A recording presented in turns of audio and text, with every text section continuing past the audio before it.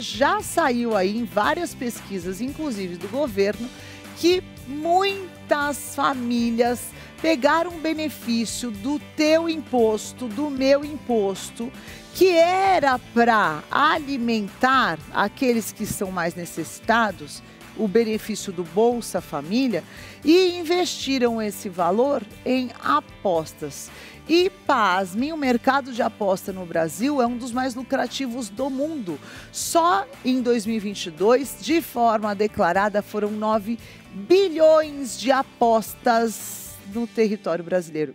E eles estão com projeções boas, viu? O pessoal está animado, está com projeções de crescimento de mais de 30% ao ano. E é incansável.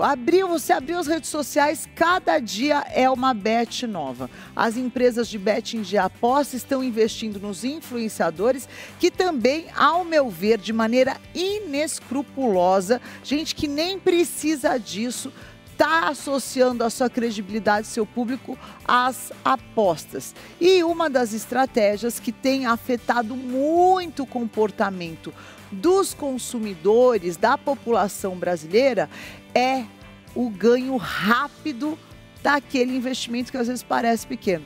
Mas será que está ganhando mesmo? É isso hoje que a Vivian Pérez vai contar pra gente. Tudo bem, Vivian? Bem-vinda.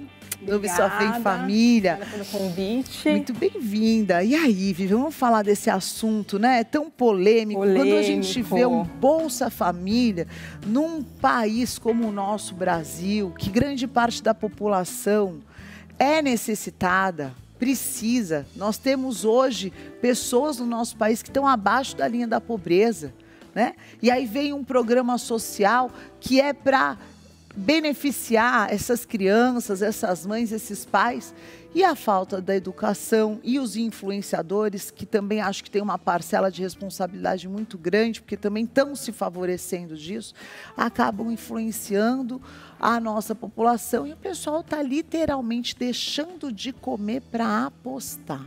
Exatamente. As bets entraram no mercado brasileiro em 2019, né? E demorou, teve um gap do governo, né, de uma resposta a esse mercado. Então, elas atuaram um pouco livremente ali no começo, e lá para 2022, 2023, que começou a se pensar, olha, a gente precisa trazer algumas regras para ditar um pouco o jogo aqui.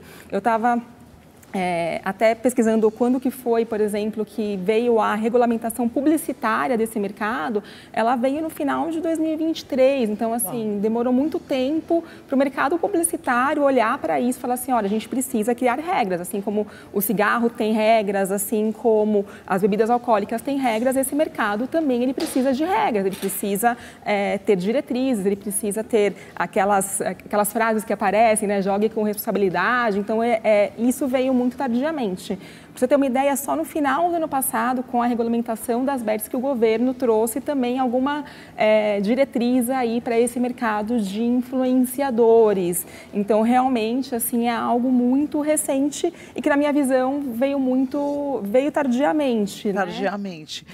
Mas você não acredita, Vivian, que essa liberação para que os influenciadores, que têm muita influência na população hoje, tenham liberdade de anunciar esse tipo de aposta, não é uma maneira de ali dar uma voltinha, driblar a lei?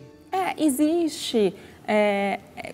Como eu disse, né, a regulamentação, a regra veio mais ou menos no final do ano passado. Então, a partir desse ano, que vão começar a ser vistas coisas do tipo, você não pode linkar o que você fala com o seu ganho pessoal. É como se você tivesse essa posição de status que você tem por conta do jogo. Tá. Né? E isso já não pode proibido. ser feito mais, né? Então, os influenciadores, porque a estratégia publicitária, né, das apostas, ela vem muito numa visão da aposta como uma coisa boa. A gente tem até um ditado que diz, quem não arrisca não petica.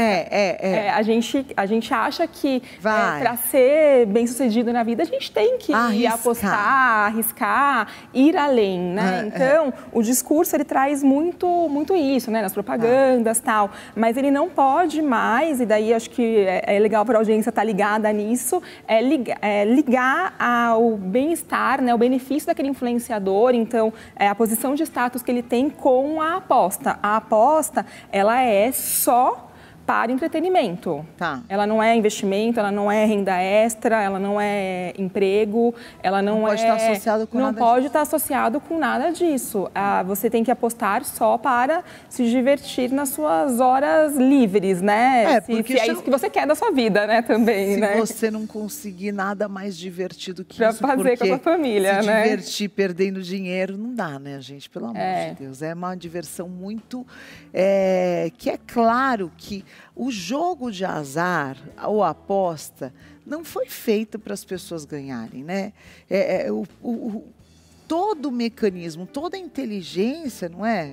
Por trás disso é para que você perca dinheiro. A gente está dizendo aqui de 9 bilhões de reais que as empresas movimentaram.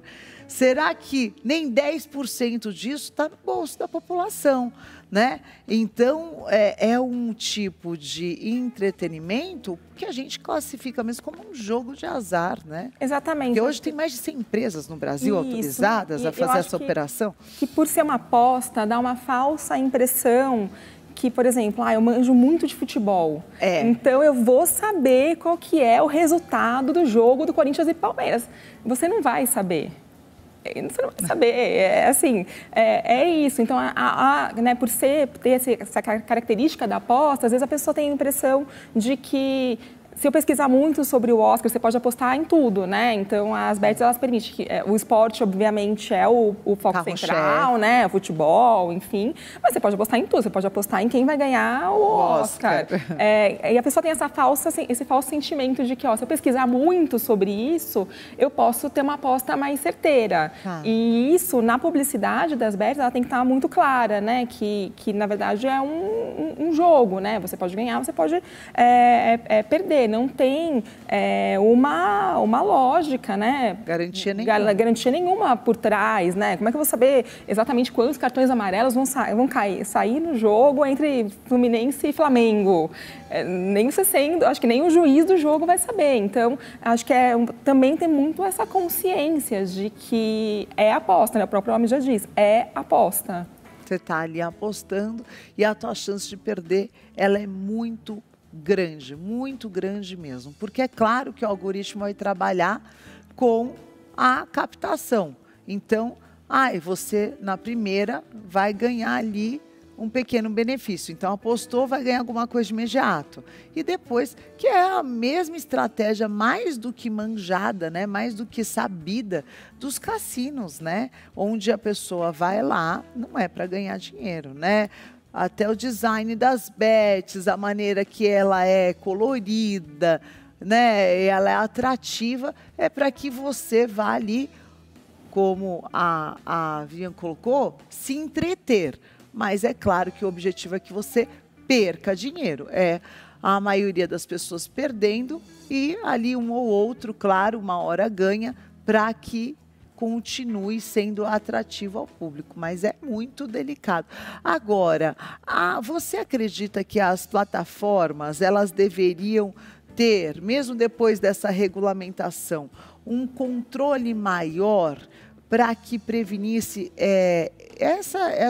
até principalmente as famílias de baixa renda, de perder o sustento? Você não acredita que a lei ainda vem de uma maneira muito suave dentro do impacto social que tem gerado? Em termos assim, a minha área mais é publicidade, né? Mas assim, em termos de...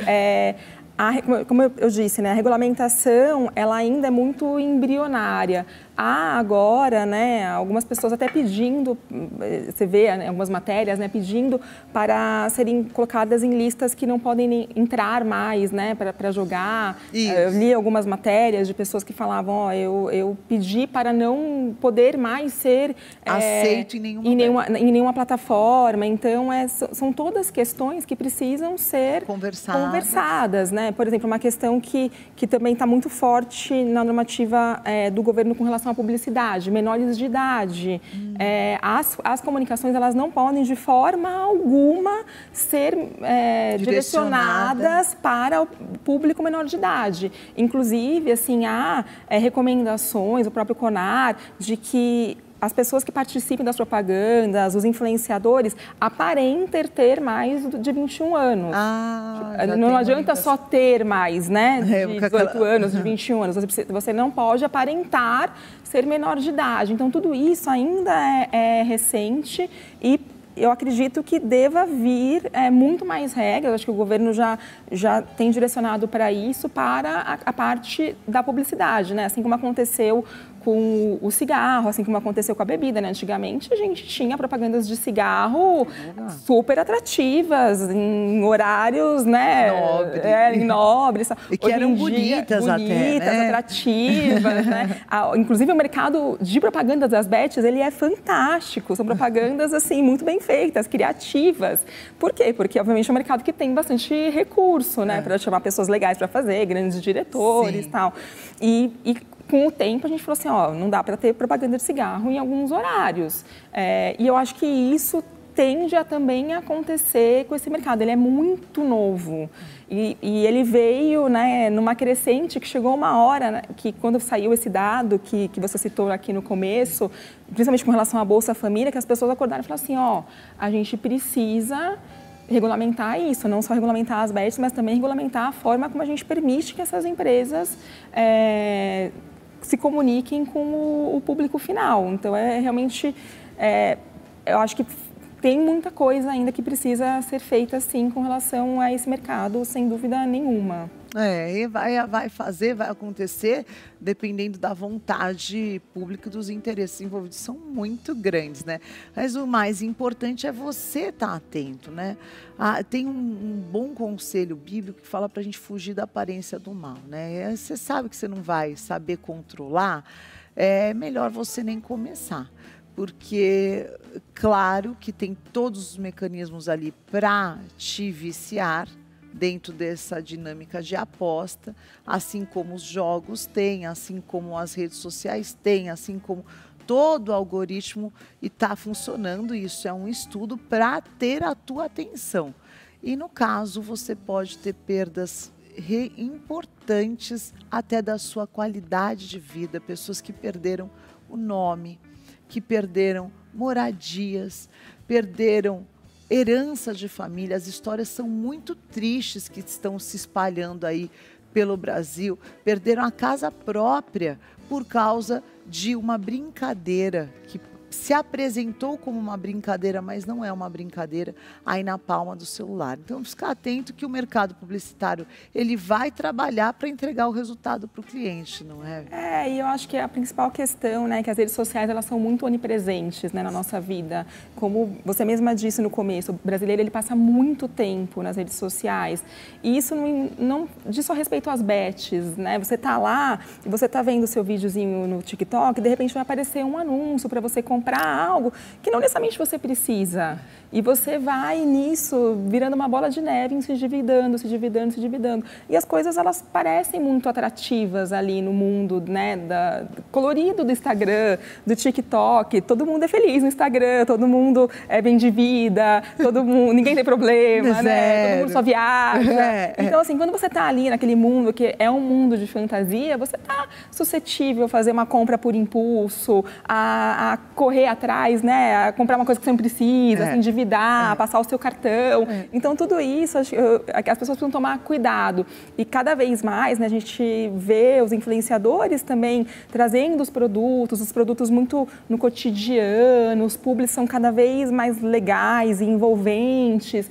Então, não só no mercado das bets, mas eu digo com as redes sociais de um modo geral, é interessante o público ficar ligado e sempre pensar, eu preciso mesmo disso, eu quero isso vai fazer diferença na minha vida, eu preciso comprar isso que esse influenciador tá falando aqui, sabe? Porque realmente, assim, é um mar de informação, né? E a gente fica um pouco submerso nesse mundo. E tem alguns documentários muito importantes que você pode assistir, não é? Sobre esse mecanismo das grandes marcas para sempre criar uma necessidade para que você consuma sempre algo. Claro que um dos prazeres do teu trabalho é você poder consumir, né? O poder de consumo, ele é importante em todos os aspectos, mas que você faça isso com consciência, também pensando sempre, né, no equilíbrio, tendo uma reserva, honrando aquilo que são os teus compromissos, honrando a tua espiritualidade, sendo fiel naquilo que você acredita, devolvendo um pouco ao próximo e também tendo o seu momento de diversão, mas que isso não te cause um prejuízo, um dano que pode sim destruir famílias. Então vamos ficar atento, toma muito cuidado e se você hoje está enroscado nessa situação toda, já existe centros de apoio para pessoas que estão dependentes em vícios de jogos. E até daqui a pouquinho a gente vai falar sobre o GALF, que é um ministério totalmente gratuito, que nós temos na Igreja Renascer em Cristo, que a gente trabalha com dependências, todo tipo de dependência, inclusive temos trabalhado também com a dependência de jogos e de apostas. É importante você procurar ajuda para você sair, né, dessa situação e não continuar perpetuando um comportamento que pode te levar à tua completa ruína, aquilo que era uma brincadeira inocente. Muito obrigada, viu? Obrigada por estar aqui com a gente. Você pode continuar acompanhando a Vivian nas redes sociais, @ViPeres. Bom domingo para você, Vivian.